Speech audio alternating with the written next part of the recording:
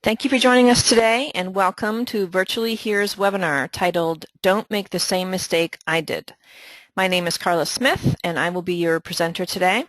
All participants are in listen-only mode, so please send any questions you may have through the chat window, and I'll answer them at the conclusion. This webinar is being recorded. Please visit Virtually Here's YouTube page if you would like to view it again in the future, or share it with colleagues, or share it with anyone that you think might find the information useful. So let's just dive right in. I know that small business owners today have many decisions every day that they have to make, and this webinar has been pulled together from several resources to help you understand how to avoid some mistakes. One of my favorite quotes is from Richard Branson of Virgin Atlantic, and he says, if someone offers you an opportunity, say yes, then go figure out how to do it. So the first mistake would be underestimating your competition. We all know that competition is out there, and we have to put our best effort into wooing and pursuing customers, because if you don't, someone else will. Not understanding your customer's pain is another area where some people, they're not focused enough on their customer. You need to research that business pain of your target market, in other words, prospective clients. You need to know what pain they're experiencing right now. You need to be constantly building a database of prospects and learning their specific pain points. You should be comfortable talking to prospects about this pain and offering some solutions. I attended a networking event yesterday, and I was speaking to the owner who was hosting the event, and she was explaining who she serves, and as she was talking, I thought of 3 markets that she hadn't even considered reaching out to, and I was happy to share that initial impression with her, and I know that it's going to help her to be more targeted and to find new customers.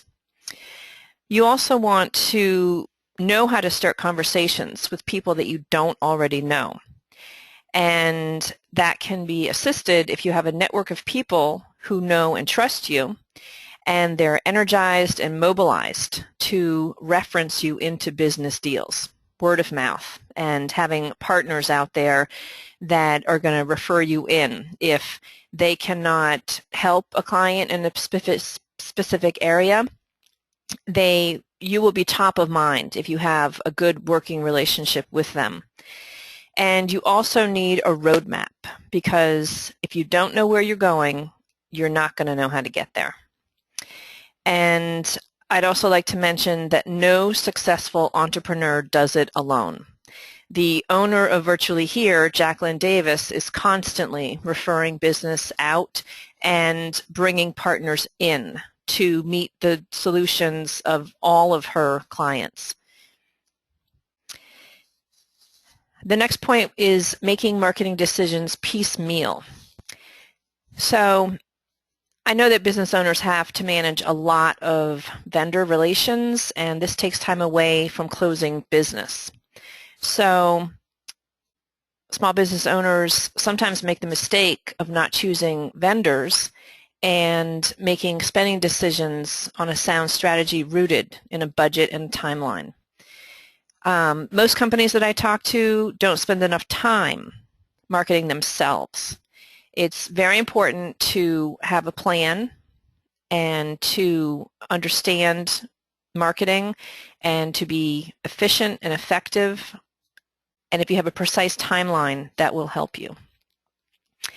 The overall marketing strategy is very important. It has to work in concert. You have to have tactics, and you have to keep moving forward, keep moving the ball down the field. I see this a lot, people doing their own branding, and the downside to this is that poor branding can confuse and mislead the market. Company's core brand should drive everything that it is, right down to a company email signature. If you notice, if you've received an email from myself or the owner Jacqueline Davis or any of our specialists, you'll see that in our tagline it says, "To your success," because we believe at Virtually Here that our success is your success. And everything needs to be branded. I know some companies have a branded voicemail message. Some companies have a branded out-of-office message. You want to appear, especially if you're small, you want to appear that you are cohesive and that everyone is on the same page in terms of the public face that they put out. If you hire an expert to do a deep dive into your core brand, it can translate out to several different things: tagline, logo, brand standards, web design, brochures, and signage. When you skimp on design, you end up with something that looks awesome, like this unicorn, but this is not the message that you want to be putting out. You want to have all your colors cohesive, all of your font type the same. You want to be professional because so many people today go online, they vet a prospective client that they're going to pay money to. They look at the LinkedIn, the Google+, they look up the LinkedIn profiles of all of the employees, and they want to know who they're working with. It's great to have photographs of your team members on your website and a bio so that before this prospective customer even picks up the phone to talk to you, or before you pick up the phone to call into them, they already have a sense of who you are.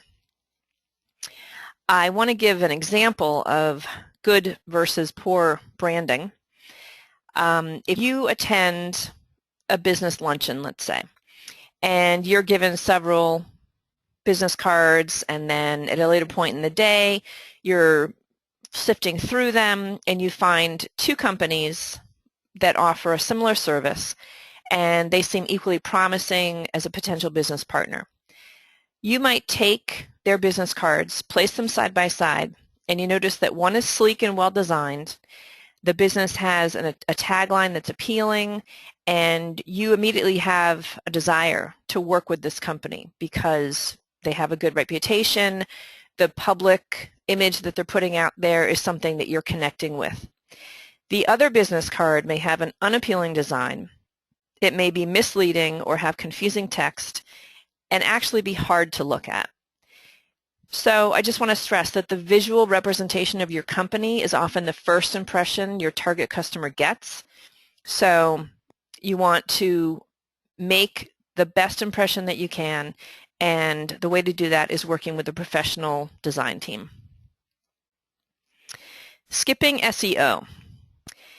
If you don't understand what SEO stands for, search engine optimization, then you need to learn. You need to have a grasp of it. It is very complex. It's a transformational industry, and that's why there are SEO experts who focus on SEO alone. That's all they do. That's their full-time job, because they need to decipher the secret codes of the search engine giants. They need to ensure that a company appears at all the top of the relevant search terms. So it is vital that your customer finds you online. It's vital that you create a cohesive public face, and over time, it's not immediate, but over time, analytics of SEO will prove its own worth in the long term. Cutting marketing when sales are down. There's an ongoing joke among those in the industry that some CEOs think it's prudent to slash a marketing budget in times of financial woe.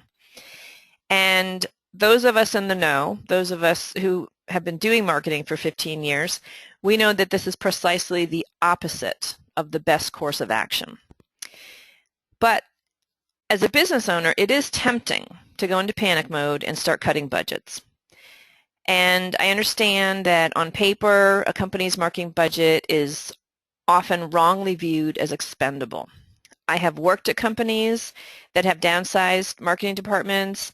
I have assisted companies that only have a director of marketing and they have all of the plans and strategies, but they have no one to execute on those plans. So I would just say, before you go into slash mode, consider this fact. Why preserve the budget to keep making widgets if you'll have no new customers to buy them? So just a brief graphic here, and I do want to send out kudos to Brianna, Virtually Here's graphic designer. She came up with this graphic, and it explains all of our core areas that we focus on. We generally hook a new client because of our virtual assistant administrative level support. But the company has grown in the past 5 years, and the owner, Jacqueline Davis, has made it a point to bring on specialists who have the knowledge, IT networking, web development, marketing, social media, and graphic design. And Jacqueline herself is a super networker. As I said before, she loves referrals, she loves making referrals, and she's wonderful at growing her own business. So at this point, I would like to check the chat window and see what questions might have come in. So just give me a moment, please. Okay, we have a question from Rob, and he's asking, how do I get started working with you? So, Rob, the first step would be that I would do a review of everything I can find online. So I would put myself in the shoes of any prospective customer. I would look at your website. I would read your blog. I would check out your company on LinkedIn. I would check the LinkedIn profiles of all of the employees of your company. I would probably go on a LinkedIn discussion group and ask my peers, have they heard of you? Have they worked with you? What is your reputation? You need to know that this is what everyone is going to do as soon as they get your domain name of your website. So having said that, I would come up with my initial impressions. I would schedule a call with you. I would probably, at a later point, as soon as I understood all of your needs, I would introduce you to the owner, and she would create a proposal. You would accept the proposal, and then we would introduce you to the team. And we would pull in whichever specialists are required to meet your needs. And again, you might just want to start out with a virtual assistant to help you get organized, to clean your database, to take a list of names and do research on them, add them to your database. But then in working with us, you'll find that we have other strengths as well. If you are having problems with your networking, we could bring in Rob. And like I mentioned, Brianna is our graphic design artist. We have Roberta as a web developer. I'm responsible for marketing. We have Nancy, who does all the social media SEO. And so we really are a one-stop virtual shop. And I just want to put this last slide up here, invite you to visit our website. And I was thinking ahead, 2 weeks from now, we will be having another webinar. They are scheduled every 2 weeks. They're only 15 minutes. They're free. And so if you go to look at the list of all the upcoming webinars, you can choose the topic that is of most interest to you. We would appreciate you sharing that invitation, that URL, with any other colleagues who might want to get some free advice. I think it's very easy to carve 15 minutes out of your day and learn about our services. So we have reached the time, and I'm just going to check one more time into the chat window, see if we have any final questions. It looks like that's it for today, so I want to thank you all for joining us. It's been a pleasure presenting for you today. This concludes today's webinar, so I hope you have a great rest of your workday.